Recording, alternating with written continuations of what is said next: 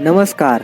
राज्यात आज काही ठिकाणी विजांच्या गडगडाटासह पावसाची शक्यता वर्तवण्यात आली आहे, तर काही भागात उष्णतेच्या लाटेचा इशारा देण्यात आला आहे. राज्यात पुढील 2 दिवस उन्हाचा तडाखा कायम राहण्याचा अंदाज आहे.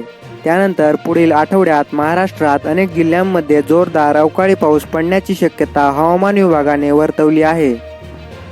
कोकण किनारपट्टीसह सोलापूर, बीड, लातूर आणि उस्मानाबादला 7 मे ते 11 मे पर्यंत येलो अलर्ट देण्यात आला आहे.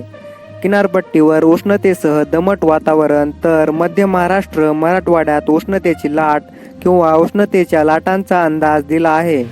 हवामान विभागाच्या अंदाजानुसार कोकणातील तुरळक भागात उष्ण आणि दमट वातावरण कायम राहण्याची शक्यता आहे. मराठवाड्यातील काही जिल्ह्यांमध्ये सोसाट्याचा वारा आणि विजांच्या कडकडाटासह पाऊस पडण्याचा अंदाज आहे. विदर्भात काही जिल्ह्यांमध्ये आज पावसाच्या सरी कोसळण्याचा अंदाज आहे. काही भागात विजांच्या कडकडाटासह वादळी वाऱ्यासह हलका पाऊस पडण्याची शक्यता आहे.